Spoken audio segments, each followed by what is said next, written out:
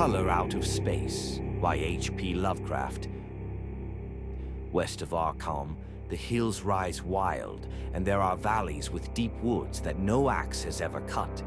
There are dark, narrow glens where the trees slope fantastically and where thin brooklets trickle without ever having caught the glint of sunlight. On the gentler slopes there are farms, ancient and rocky, with squat, moss-coated cottages brooding eternally over old New England secrets in the lee of great ledges. But these are all vacant now, the wide chimneys crumbling and the shingled sides bulging perilously beneath low gambrel roofs. The old folk have gone away, and foreigners do not like to live there. French Canadians have tried it, Italians have tried it, and the Poles have come and departed. It is not because of anything that can be seen or heard or handled, but because of something that is imagined. The place is not good for imagination, and does not bring restful dreams at night. It must be this which keeps the foreigners away, for old Ammi Pierce has never told them of anything he recalls from the strange days. Ammi, whose head has been a little queer for years, is the only one who still remains, or who ever talks of the strange days, and he dares to do this because his house is so near the open fields and the traveled roads around Arkham. There was once a road over the hills and through the valleys that ran straight where the blasted heath is now, but people ceased to use it, and a new road was laid, curving far toward the south. Traces of the old one can still be found amidst the weeds of a returning wilderness, and some of them will doubtless linger, even when half the hollows are flooded for the new reservoir. Then the dark woods will be cut down, and the blasted heath will slumber far below blue waters whose surface will mirror the sky and ripple in the sun. And the secrets of the strange days will be one with the deep's secrets, one with the hidden lore of old ocean and all the mystery of primal earth. When I went into the hills and vales to survey for the new reservoir, they told me the place was evil. They told me this in Arkham, and because that is a very old town full of witch legends, I thought the evil must be something which grandmas had whispered to children through centuries. The name Blasted Heath seemed to me very odd and theatrical, and I wondered how it had come into the folklore of a Puritan people. Then I saw that dark westward tangle of glens and slopes for myself, and ceased to wonder at anything besides its own elder mystery. It was morning when I saw it, but shadow lurked always there. The trees grew too thickly, and their trunks were too big for any healthy New England wood. There was too much silence in the dim alleys between them, and the floor was too soft, with the dank moss and mattings of infinite years of decay. In the open spaces, mostly along the line of the old road, there were little hillside farms, sometimes with all the buildings standing, sometimes with only one or two, and sometimes with only a lone chimney or fast-filling cellar. Weeds and briars reigned, and furtive wild things rustled in the undergrowth. Upon everything was a haze of restlessness and oppression, a touch of the unreal and the grotesque, as if some vital element of perspective or chiaroscuro were awry. I did not wonder that the foreigners would not stay, for this was no region to sleep in. It was too much like a landscape of Salvator Rosa, too much like some forbidden woodcut in a tale of terror. But even all this was not so bad as the blasted heath.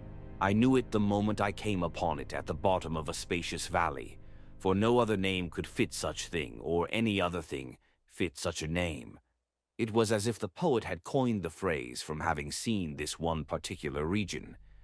It must, I thought as I viewed it, be the outcome of a fire.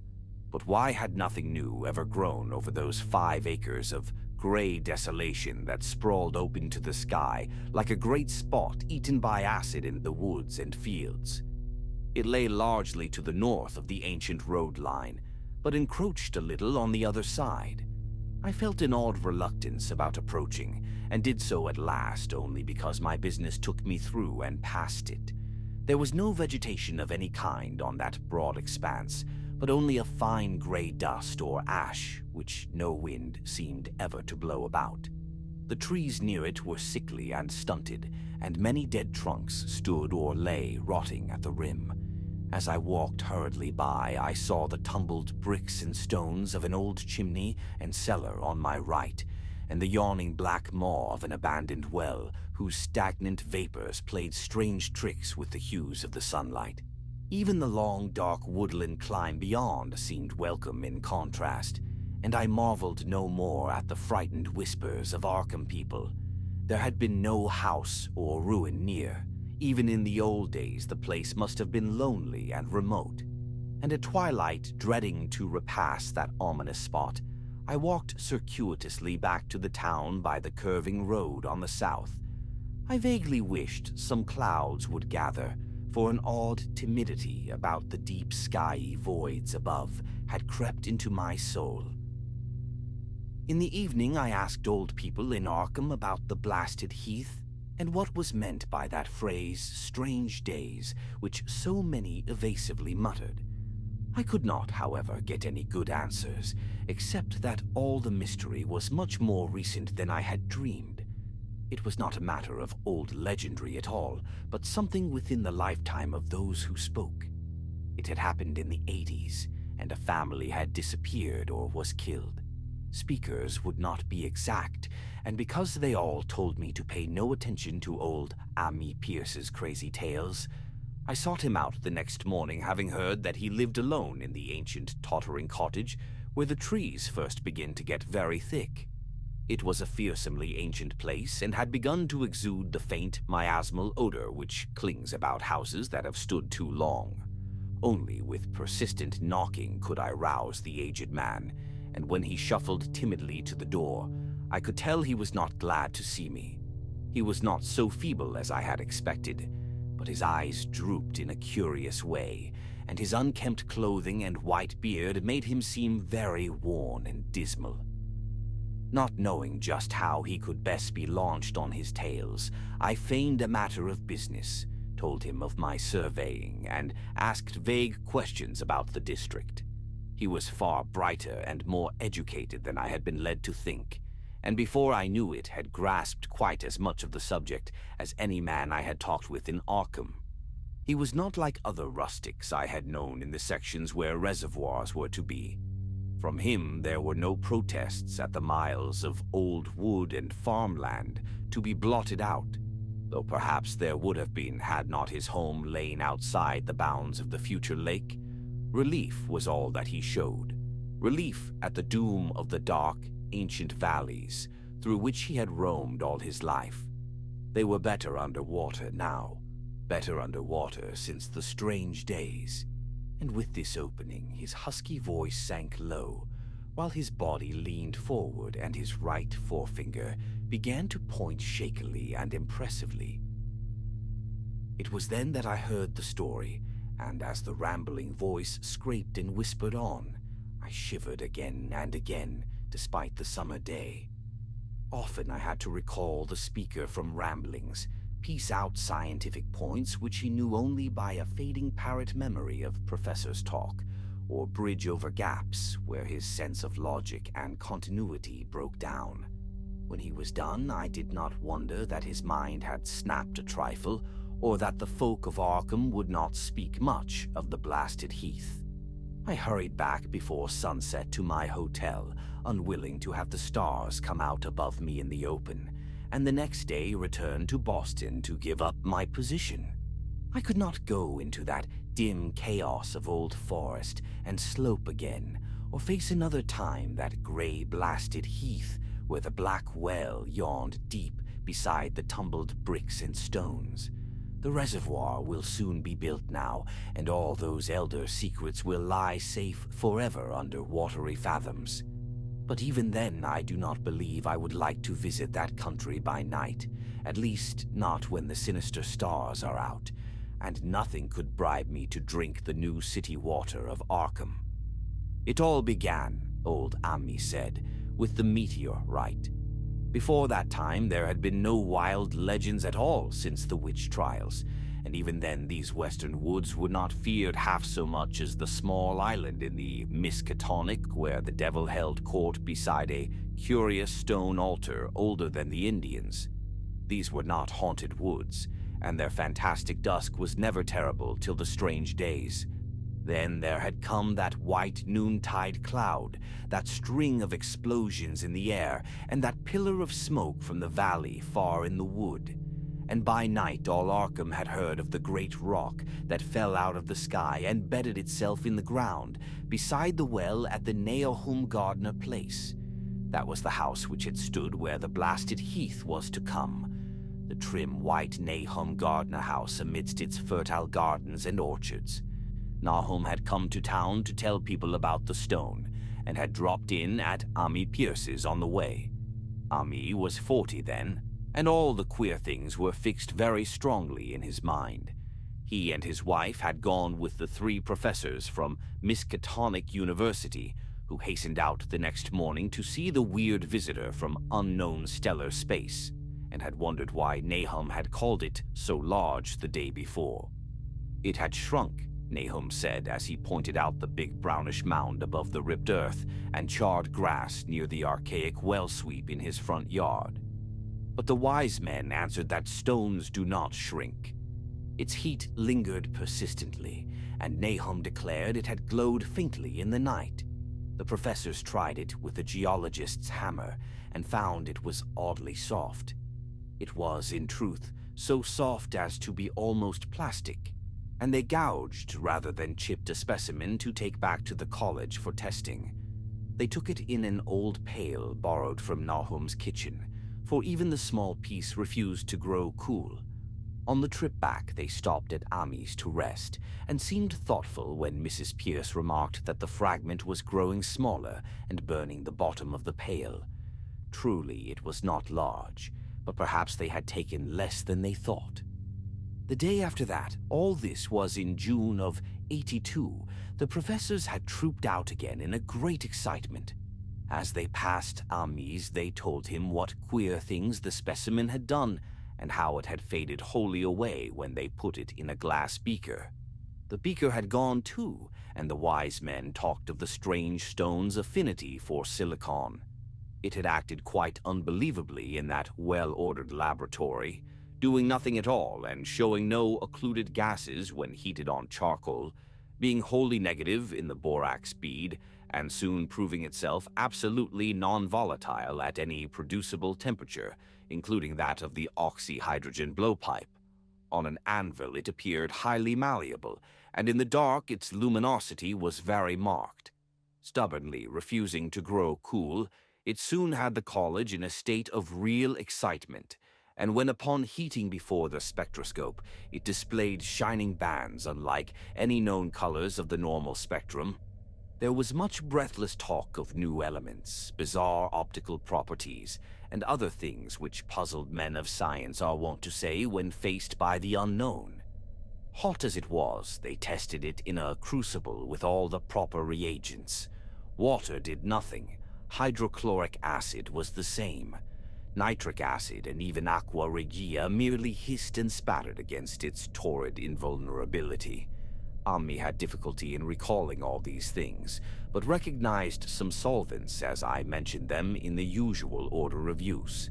There were ammonia and caustic soda, alcohol and ether, nauseous carbon disulfide, and a dozen others. But although the weight grew steadily less as time passed, and the fragments seemed to be slightly cooling, there was no change in the solvents to show that they had attacked the substance at all. It was a metal, though, beyond a doubt. It was magnetic, for one thing, and after its immersion in the acid solvents, there seemed to be faint traces of the Widmanstätten figures found on meteoric iron. When the cooling had grown very considerable, the testing was carried on in glass, and it was in a glass beaker that they left all the chips made of the original fragment during the work. The next morning, both chips and beaker were gone without trace, and only a charred spot marked the place on the wooden shelf where they had been. All this the professors told Ami as they paused at his door, And once more he went with them to see the stony messenger from the stars, though this time his wife did not accompany him. It had now most certainly shrunk, and even the sober professors could not doubt the truth of what they saw. All around the dwindling brown lump near the well was a vacant space, except where the earth had caved in. And whereas it had been a good 7 feet across the day before, it was now scarcely 5. It was still hot, and the sages studied its surface curiously as they detached another and larger piece with hammer and chisel. They gouged deeply this time, and as they pried away the smaller mass, they saw that the core of the thing was not quite homogeneous. They had uncovered what seemed to be the side of a large colored globule embedded in the substance. The color, which resembled some of the bands in the meteor's strange spectrum, was almost impossible to describe, and it was only by analogy that they called it color at all. Its texture was glossy, and upon tapping it appeared to promise both brittleness and hollowness. One of the professors gave it a smart blow with a hammer, and it burst with a nervous little pop. Nothing was emitted, and all trace of the thing vanished with the puncturing. It left behind a hollow spherical space about 3 inches across, and all thought it probable that others would be discovered as the enclosing substance wasted away. Conjecture was vain, so after a futile attempt to find additional globules by drilling, the seekers left again with their new specimen, which proved, however, as baffling in the laboratory as its predecessor. Aside from being almost plastic, having heat, magnetism, and slight luminosity, cooling slightly in powerful acids, possessing an unknown spectrum, wasting away in air, and attacking silicon compounds with mutual destruction, as a result, it presented no identifying features whatsoever. And at the end of the tests, the college scientists were forced to own that they could not place it. It was nothing of this earth, but a piece of the great outside, and as such, dowered with outside properties and obedient to outside laws. That night there was a thunderstorm, and when the professors went out to Nahum's the next day, they met with a bitter disappointment. The stone, magnetic as it had been, must have had some peculiar electrical property, for it had drawn the lightning, as Nahum said, with a singular persistence. 6 times within an hour, the farmer saw the lightning strike the furrow in the front yard, and when the storm was over, nothing remained but a ragged pit by the ancient well sweep, half chalked with caved-in earth. Digging had borne no fruit, and the scientists verified the fact of the utter vanishment. The failure was total, so that nothing was left to do but go back to the laboratory and test again the disappearing fragment left carefully cased in lead. That fragment lasted a week, at the end of which nothing of value had been learned of it. When it had gone, no residue was left behind, and in time the professors felt scarcely sure they had indeed seen with waking eyes that cryptic vestige of the fathomless gulfs outside, that lone, weird message from other universes and other realms of matter, force, and entity. As was natural, the Arkham papers made much of the incident with its collegiate sponsoring, and sent reporters to talk with Nahum Gardner and his family. At least one Boston daily also sent a scribe, and Nahum quickly became a kind of local celebrity. He was a lean, genial person of about 50, living with his wife and 3 sons on the pleasant farmstead in the valley. He and Ami exchanged visits frequently, as did their wives, and Ami had nothing but praise for him after all these years. He seemed slightly proud of the notice his place had attracted, and talked often of the meteorite in the succeeding weeks. That July and August were hot, and Nahum worked hard at his haying in the 10-acre pasture across Chapman's Brook, his rattling wain wearing deep ruts in the shadowy lanes between. The labor tired him more than it had in other years, and he felt that age was beginning to tell on him. Then fell the time of fruit and harvest. The pears and apples slowly ripened, and Nahum vowed that his orchards were prospering as never before. The fruit was growing to phenomenal size and unwanted gloss, and in such abundance that extra barrels were ordered to handle the future crop. But with the ripening came sore disappointment, for of all that gorgeous array of specious lusciousness, not one single jot was fit to eat. Into the fine flavor of the pears and apples had crept a stealthy bitterness and sickishness, so that even the smallest of bites induced a lasting disgust. It was the same with the melons and tomatoes, and Nahum sadly saw that his entire crop was lost. Quick to connect events, he declared that the meteorite had poisoned the soil, and thanked heaven that most of the other crops were in the upland lot along the road. Winter came early and was very cold.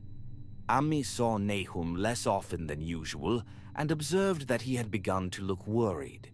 The rest of his family, too, seemed to have grown taciturn and were far from steady in their church-going or their attendance at the various social events of the countryside.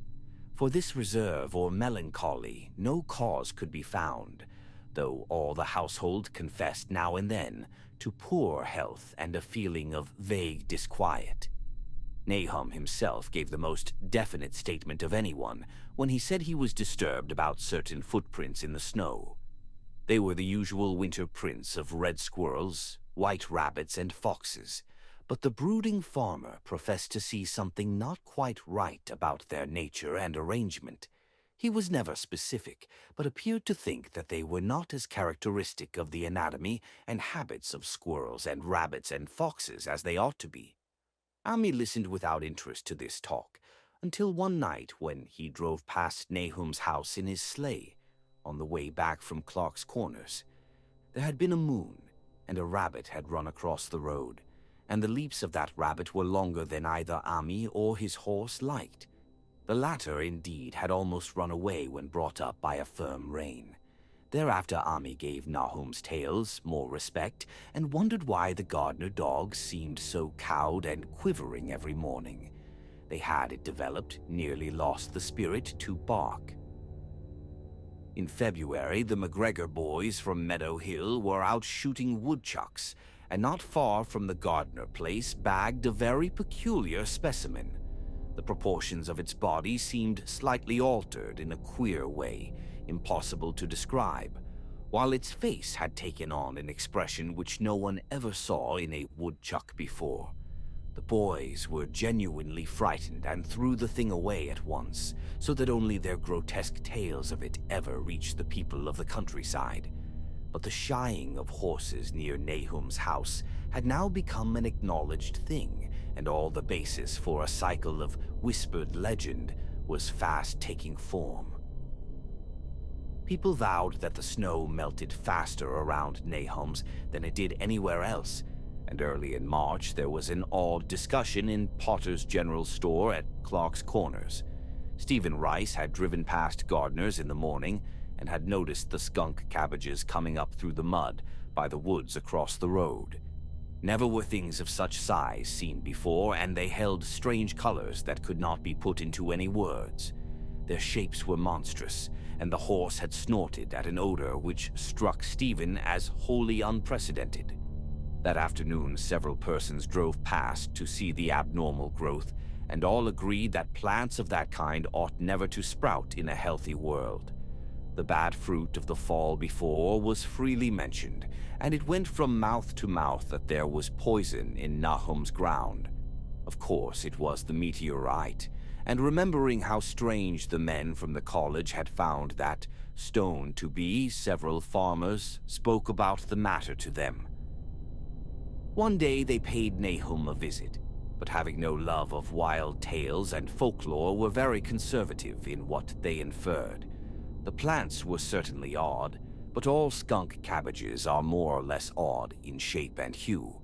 Perhaps some mineral element from the stone had entered the soil, but it would soon be washed away.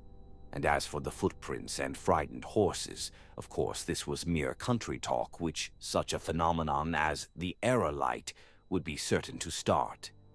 There was really nothing for serious men to do in cases of wild gossip, for superstitious rustics will say and believe anything. And so, all through the strange days, the professors stayed away in contempt. Only one of them, when given 2 files of dust for analysis in a police job over a year and a half later, recalled that the queer color of that skunk cabbage had been very like one of the anomalous bands of light shown by the meteor fragment in the college spectroscope, and like the brittle globule found embedded in the stone from the abyss.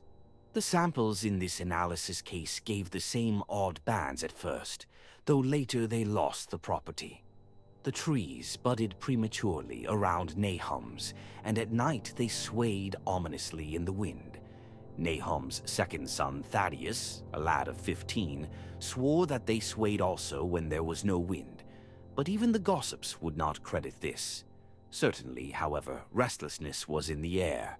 The entire Gardner family developed the habit of stealthy listening, though not for any sound which they could consciously name.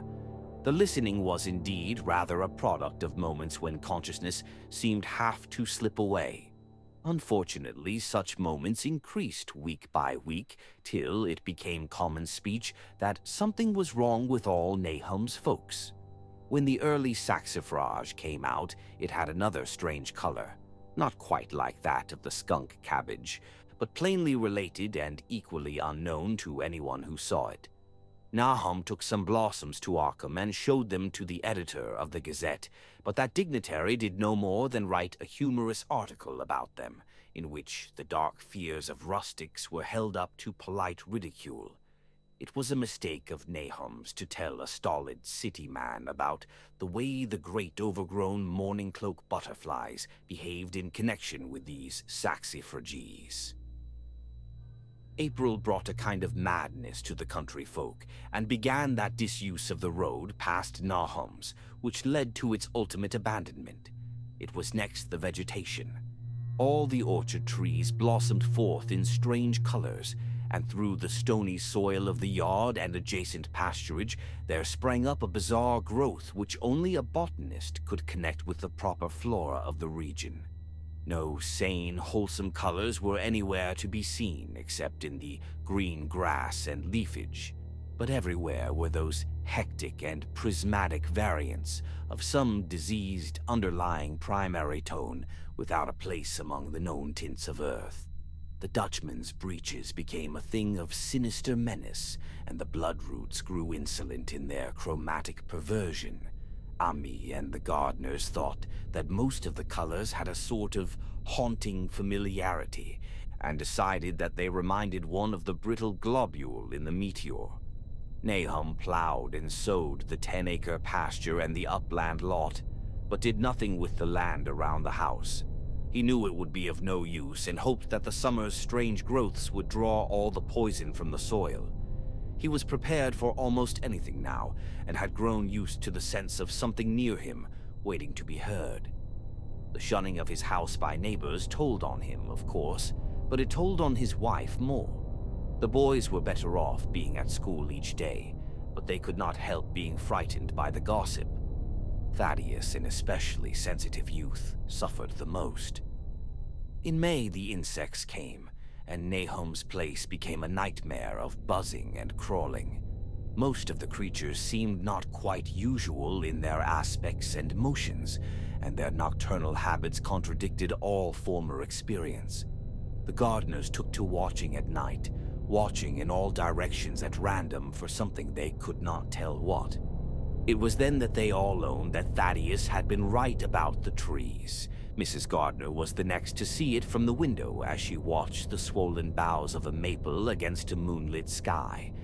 The boughs surely moved, and there was no wind. It must be the sap. Strangeness had come into everything growing now, yet it was none of Nahum's family at all who made the next discovery. Familiarity had dulled them, and what they could not see was glimpsed by a timid windmill salesman from Bolton, who drove by one night in ignorance of the country legends. What he told in Arkham was given a short paragraph in the Gazette, and it was there that all the farmers, Nahum included, saw it first. The night had been dark and the buggy lamps faint, but around a farm in the valley, which everyone knew from the account must be Nahum's, the darkness had been less thick. A dim though distinct luminosity seemed to inhere in all the vegetation, grass, leaves, and blossoms alike, while at one moment a detached piece of the phosphorescence appeared to stir furtively in the yard near the barn. The grass had so far seemed untouched, and the cows were freely pastured in the lot near the house, but toward the end of May the milk began to be bad. Then Nahum had the cows driven to the uplands, after which this trouble ceased. Not long after this, the change in grass and leaves became apparent to the eye. All the verdure was going gray, and was developing a highly singular quality of brittleness. Ami was now the only person who ever visited the place, and his visits were becoming fewer and fewer. When school closed, the gardeners were virtually cut off from the world, and sometimes let Ami do their errands in town. They were failing curiously, both physically and mentally, and no one was surprised when the news of Mrs. Gardner's madness stole around. It happened in June, about the anniversary of the meteor's fall, and the poor woman screamed about things in the air which she could not describe.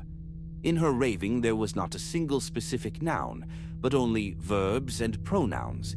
Things moved and changed and fluttered, and ears tingled to impulses which were not wholly sounds. Something was taken away. She was being drained of something. Something was fastening itself on her that ought not to be. Someone must make it keep off. Nothing was ever still in the night. The walls and windows shifted. Nahum did not send her to the county asylum, but let her wander about the house as long as she was harmless to herself and others. Even when her expression changed, he did nothing. But when the boys grew afraid of her, and Thaddeus nearly fainted at the way she made faces at him, he decided to keep her locked in the attic.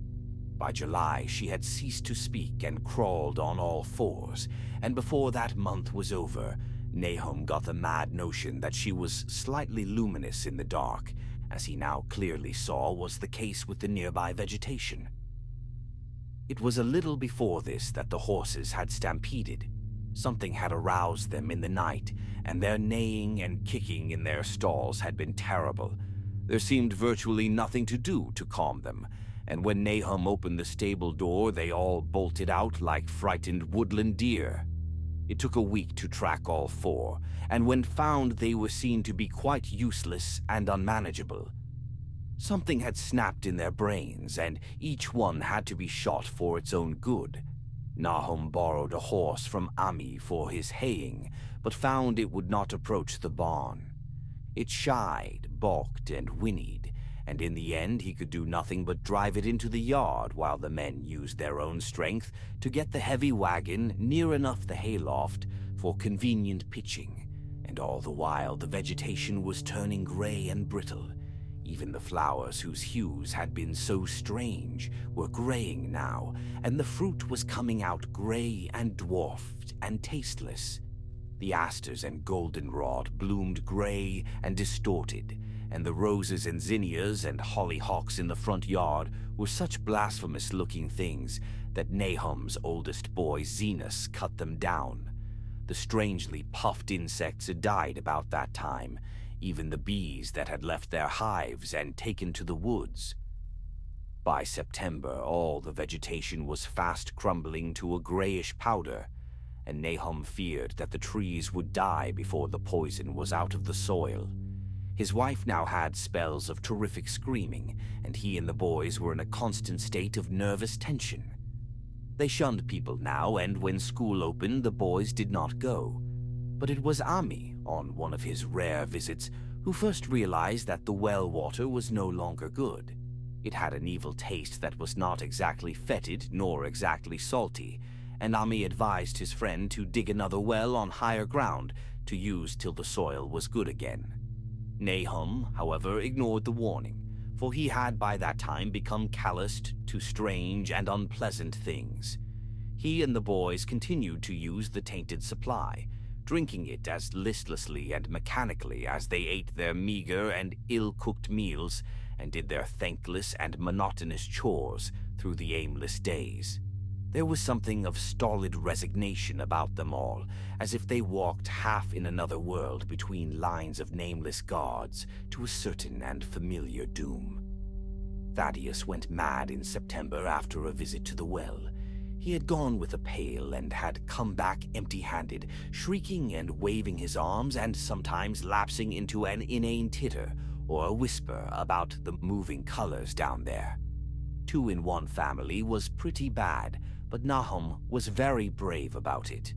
He let the boy run about for a week until he began stumbling and hurting himself, and then he shut him in an attic room across the hall from his mother's. The way they screamed at each other from behind their locked doors was very terrible, especially to little Merwin, who fancied they talked in some terrible language that was not of Earth. Merwin was getting frightfully imaginative, and his restlessness was worse after the shutting away of the brother who had been his greatest playmate.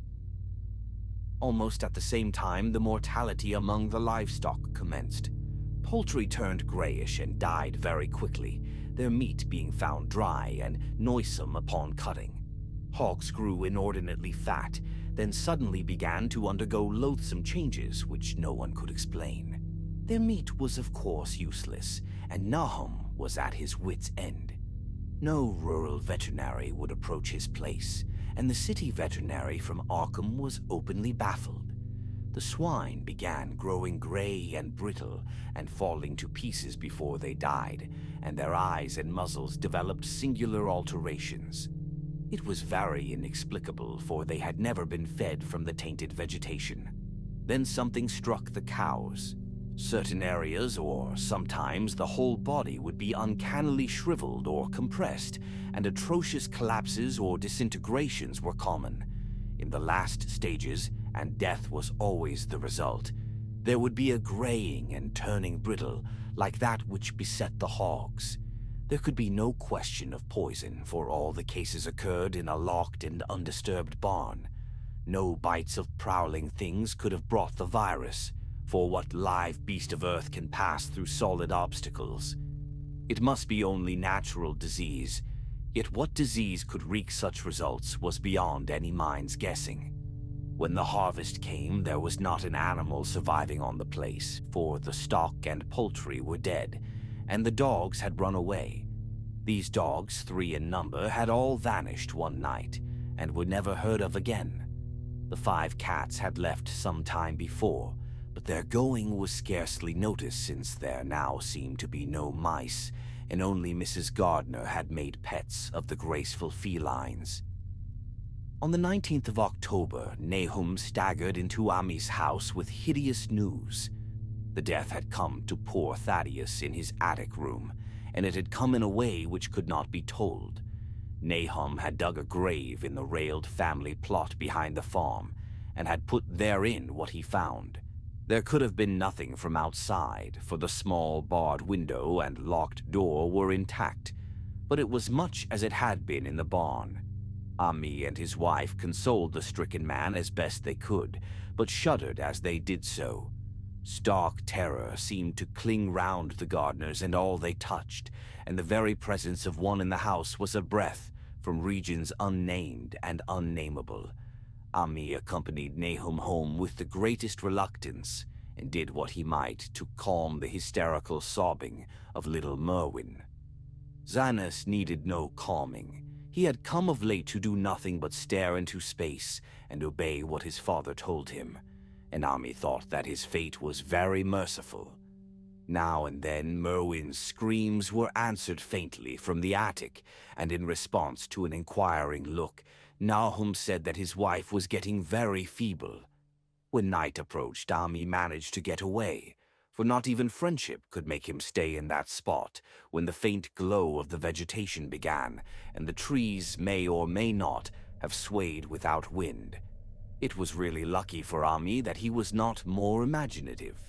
Even as things were, his mind was bent ever so slightly. but had he been able to connect and reflect upon all the portents around him, he must inevitably have turned a total maniac. In the twilight he hastened home, the screams of the mad woman and the nervous child ringing horrible in his ears.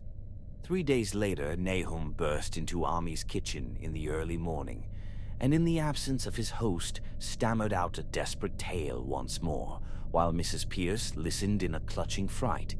It was little Merwin this time. He was gone. He had gone out late at night with a lantern and pail for water, and had never come back. He'd been going to pieces for days and hardly knew what he was about. Screamed at everything. There had been a frantic shriek from the yard then, but before the father could get to the door, the boy was gone.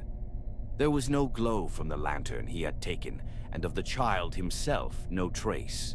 At the time, Nahum thought the lantern and pail were gone too, but when dawn came, and the man had plodded back from his all-night search of the woods and fields, he had found some very curious things near the well. There was a crushed and apparently somewhat melted mass of iron which had certainly been the lantern, while a bent pail and twisted iron hoops beside it, both half-fused, seemed to hint at the remnants of the pail. That was all. Nahum was past imagining. Mrs. Pierce was blank, and Ami, when he had reached home and heard the tale, could give no guess. Merwin was gone, and there would be no use in telling the people around, who shunned all gardeners now. No use either in telling the city people at Arkham, who laughed at everything. Thad was gone, and now Merwin was gone. Something was creeping and waiting to be seen and heard. Nahum would go soon, and he wanted Ami to look after his wife and Zenas if they survived him. It must all be a judgment of some sort, though he could not fancy what for, since he had always walked uprightly in the Lord's ways, so far as he knew. For over 2 weeks, Ami saw nothing of Nahum, and then, worried about what might have happened, he overcame his fears and paid the gardener place a visit.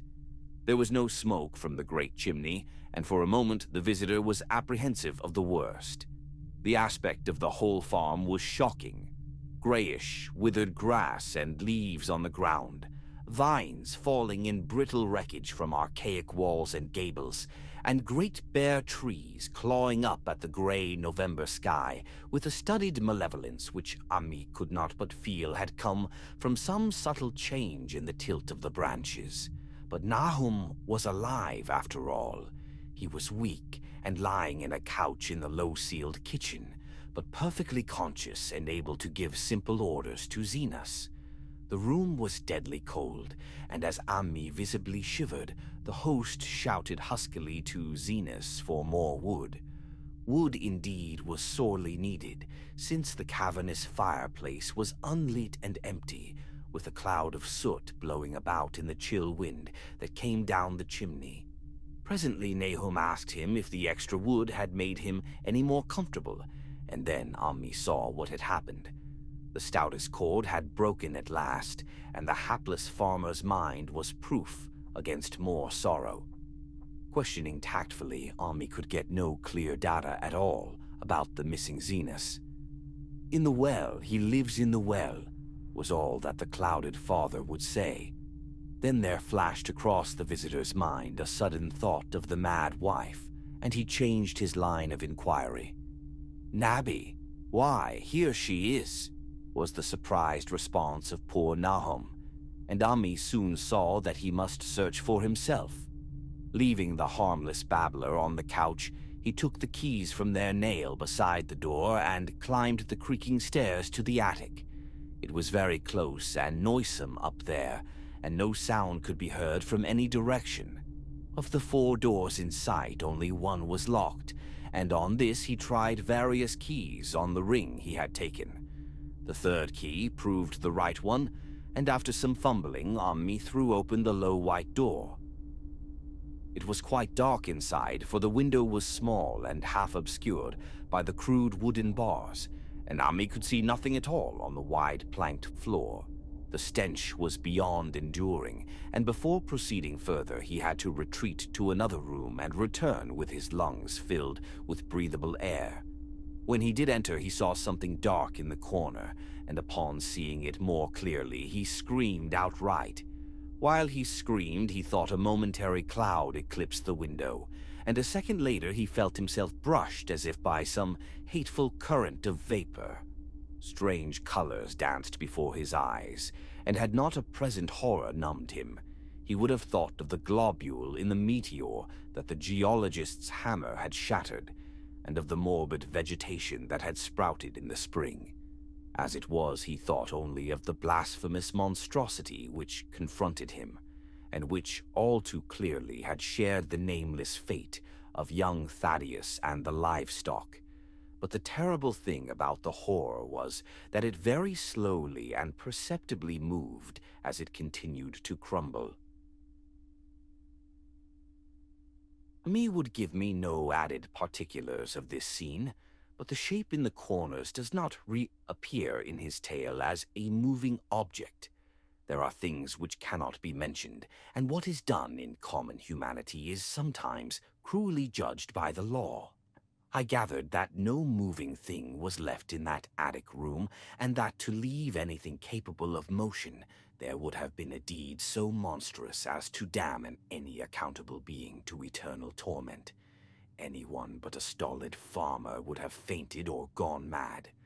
But Ami walked conscious through that low doorway and locked the accursed secret behind him. There would be Nahum to deal with now. He must be fed and tended, and removed to some place where he could be cared for.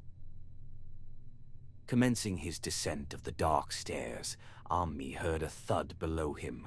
He even thought a scream had been suddenly choked off, and recalled nervously the clammy vapor which had brushed by him in that frightful room above. What presence had his cry and entry started up? Halted by some vague fear, he heard still further sounds below.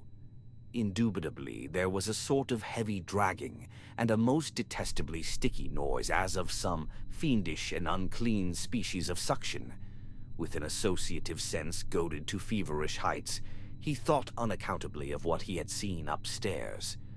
Good God, what eldritch dream world was this into which he had blundered?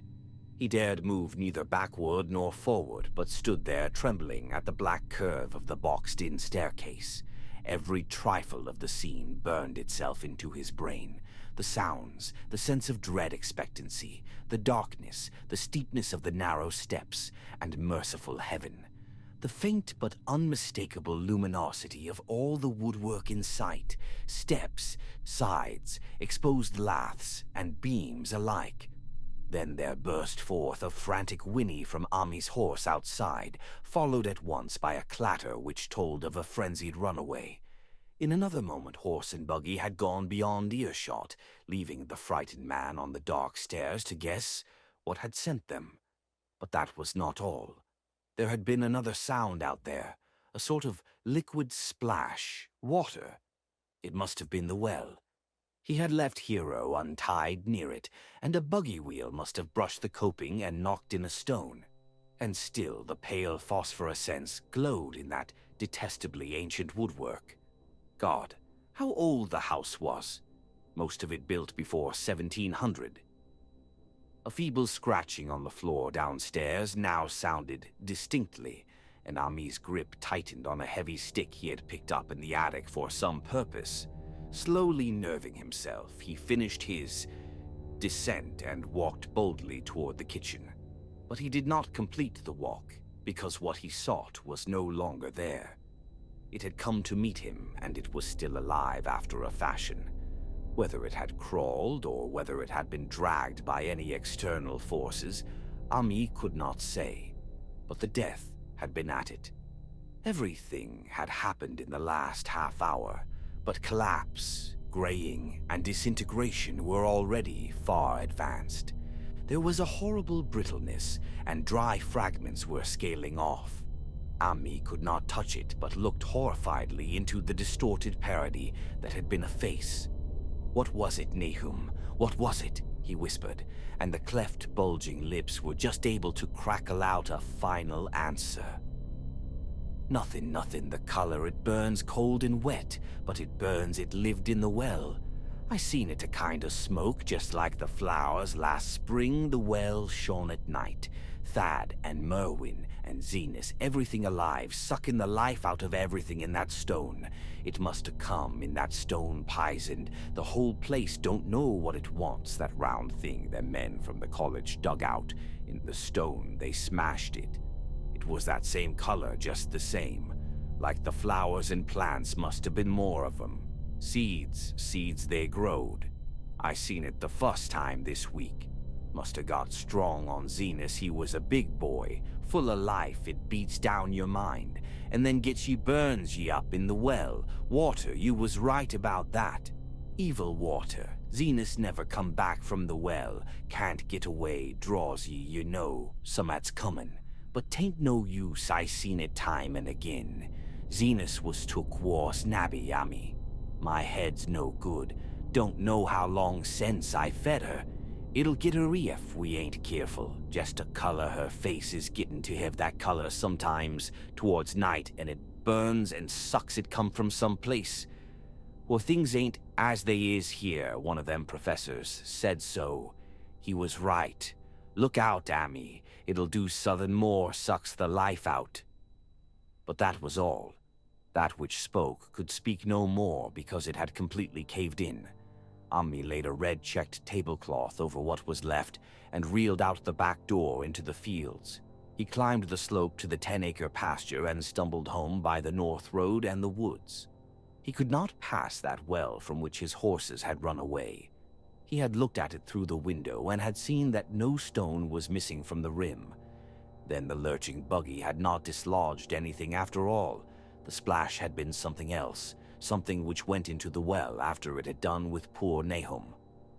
When Ami reached his house, the horses and buggy had arrived before him and thrown his wife into fits of anxiety. Reassuring her without explanations, he set out at once for Arkham and notified the authorities that the Gardner family was no more. He indulged in no details, but merely told of the deaths of Nahum and Nabby, that of Thaddeus being already known, and mentioned that the cause seemed to be the same strange ailment which had killed the livestock. He also stated that Merwin and Zenus had disappeared. There was considerable questioning at the police station, and in the end, Ami was compelled to take 3 officers to the Gardner farm, together with the coroner, the medical examiner, and the veterinary who had treated the diseased animals. He went much against his will, for the afternoon was advancing, and he feared the fall of night over that accursed place. But it was some comfort to have so many people with him. The 6 men drove out in a Democrat wagon, following Ami's buggy, and arrived at the pest-ridden farmhouse about 4 o'clock. Used as the officers were to gruesome experiences, not one remained unmoved at what was found in the attic and under the red-checked tablecloth on the floor below. The whole aspect of the farm, with its gray desolation, was terrible enough, but those 2 crumbling objects were beyond all bounds. No one could look long at them, and even the medical examiner admitted that there was very little to examine. Specimens could be analyzed, of course, so he busied himself in obtaining them, and here it develops that a very puzzling aftermath occurred at the college laboratory, where the 2 files of dust were finally taken. Under the spectroscope, both samples gave off an unknown spectrum, in which many of the baffling bands were precisely like those which the strange meteor had yielded in the previous year. The property of emitting this spectrum vanished in a month, the dust thereafter consisting mainly of alkaline phosphates and carbonates.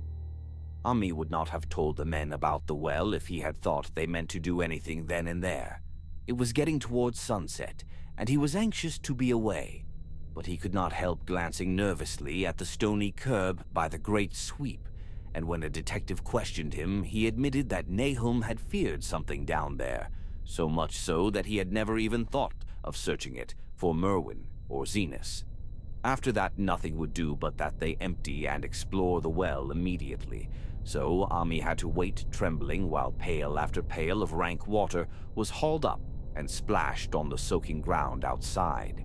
The men sniffed in disgust at the fluid, and toward the last held their noses against the fetor they were uncovering. It was not so long a job as they had feared it would be, since the water was phenomenally low.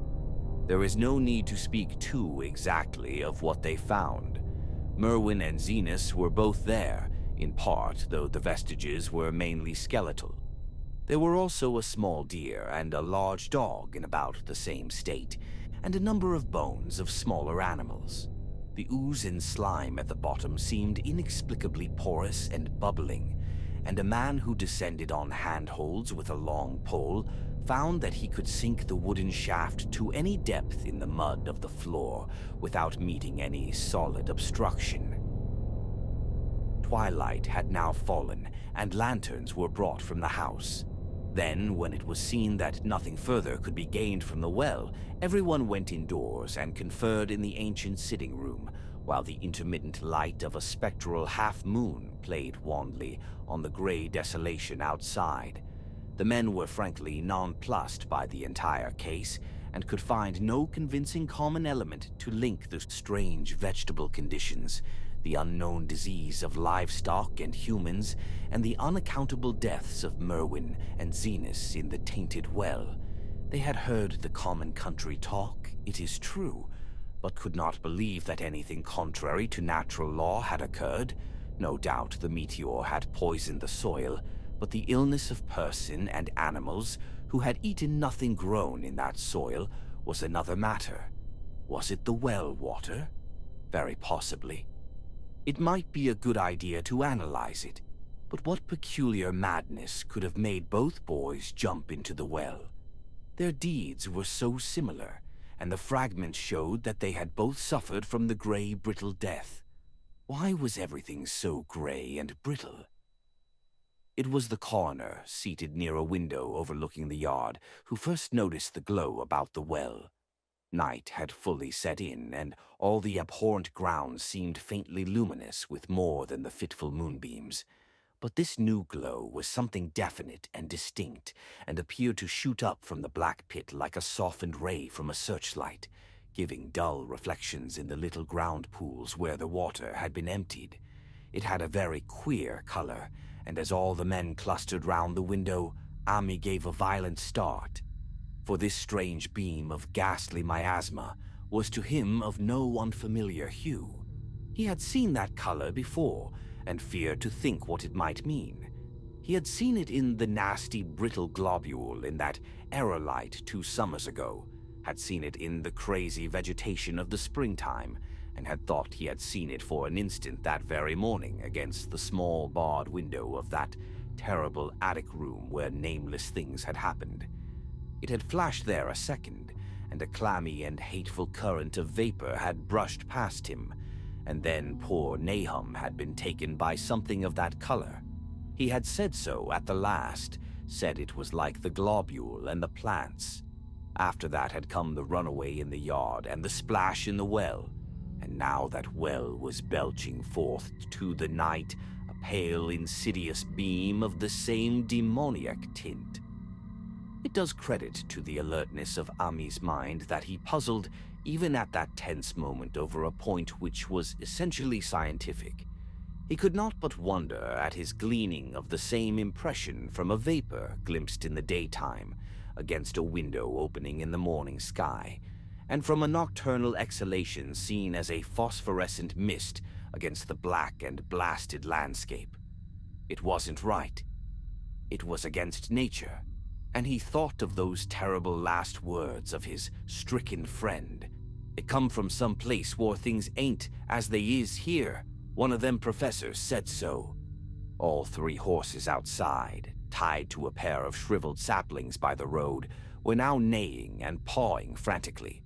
The wagon driver started for the door to do something, but Ami laid a shaky hand on his shoulder. "Don't go out there," he whispered. "There's more to this nor what we know. Nahum said something lived in the well that sucks your life out. He said it must be summat growed from a round ball, like one we all seen in the meteor stone that fell a year ago, June.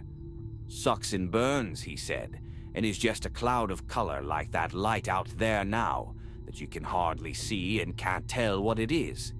Nahum thought it feeds on everything living and gets stronger all the time. He said he's seen it this last week. It must be something from a way off in the sky, like the men from the college last year says the meteor stone was. The way it's made and the way it works ain't like no way of God's world. It's summit from beyond. So the men paused indecisively as the light from the well grew stronger and the hitched horses pawed and whinnied in increasing frenzy. It was truly an awful moment. With terror in that ancient and accursed house itself, 4 monstrous sets of fragments, 2 from the house and 2 from the well, in the woodshed behind, and that shaft of unknown and unholy iridescence from the slimy depths in front. Ami had restrained the driver on impulse, forgetting how uninjured he himself was after the clammy brushing of that colored vapor in the attic room. But perhaps it is just as well that he acted as he did. No one will ever know what was abroad that night.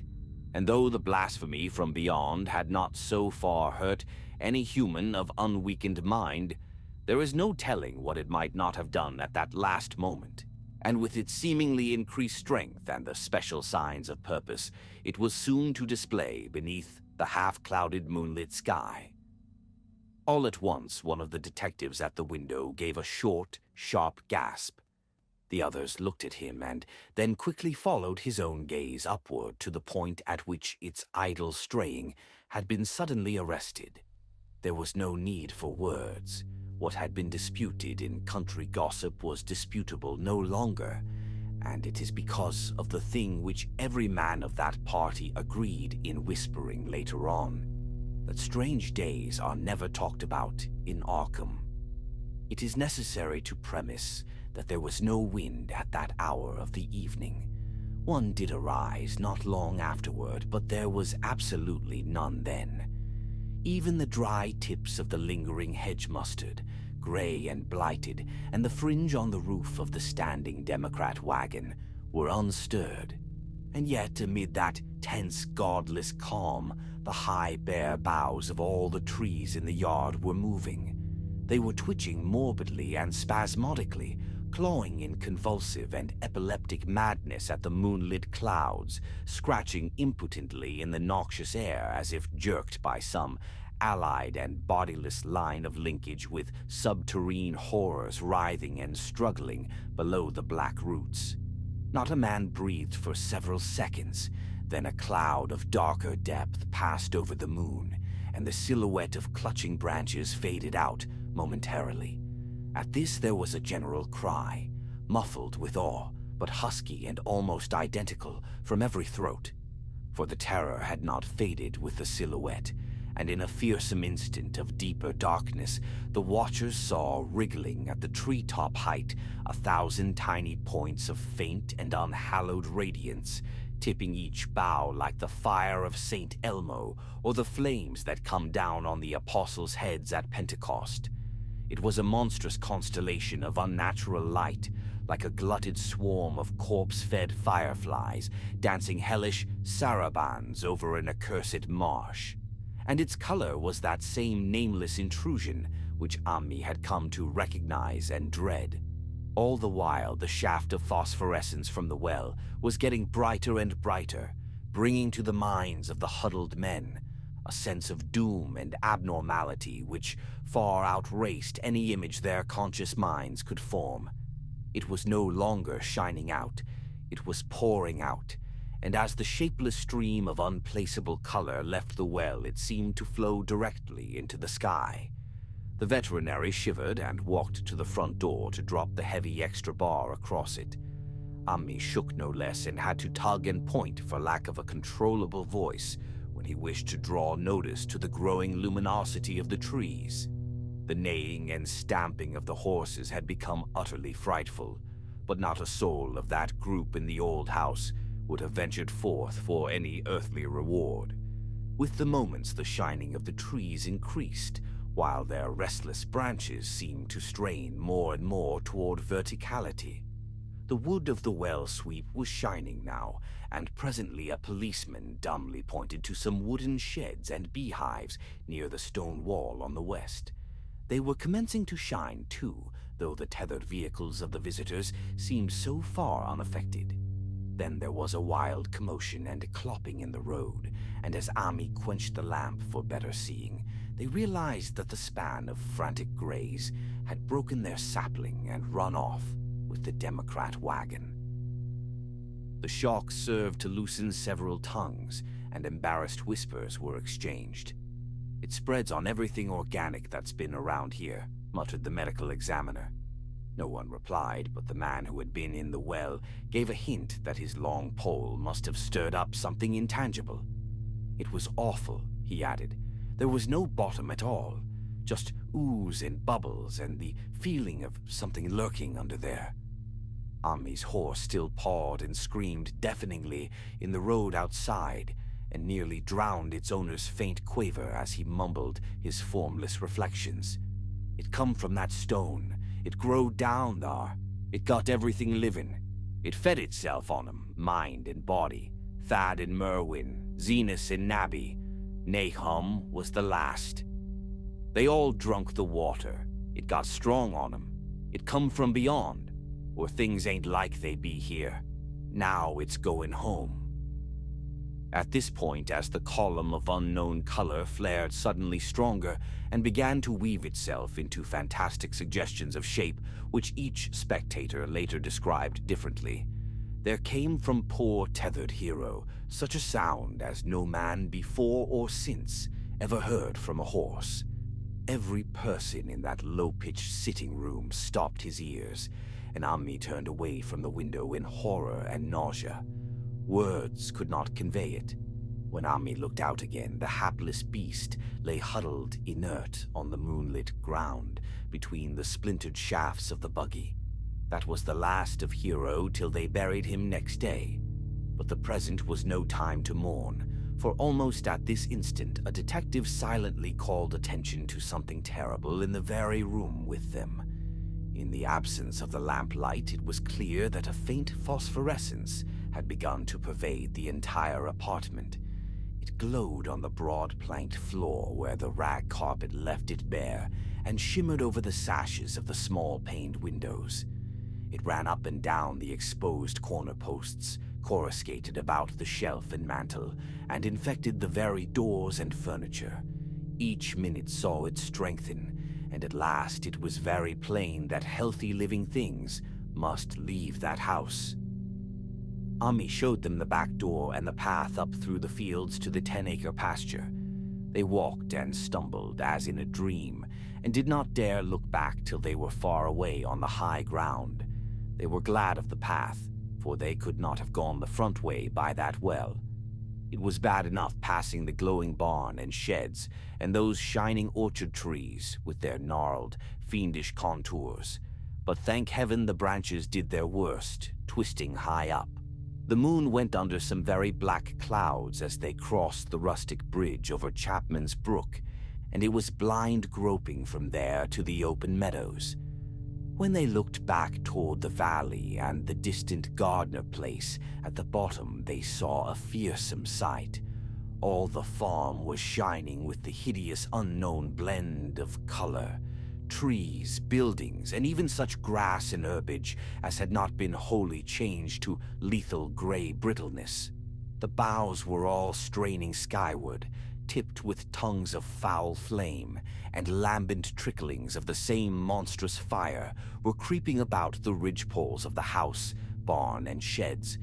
It was a scene from a vision of Fuseli, and over all the rest reigned that riot of luminous amorphousness, that alien and undimensioned rainbow of cryptic poison from the well, seething, feeling, lapping, reaching, scintillating, straining, and malignly bubbling in its cosmic and unrecognizable chromaticism.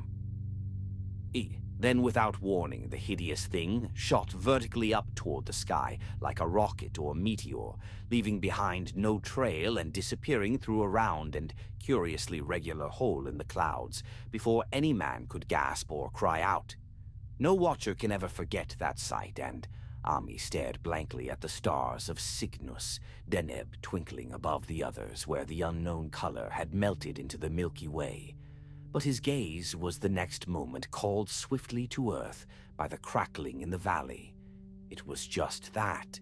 Only a wooden ripping and crackling, and not an explosion, as so many others of the party vowed.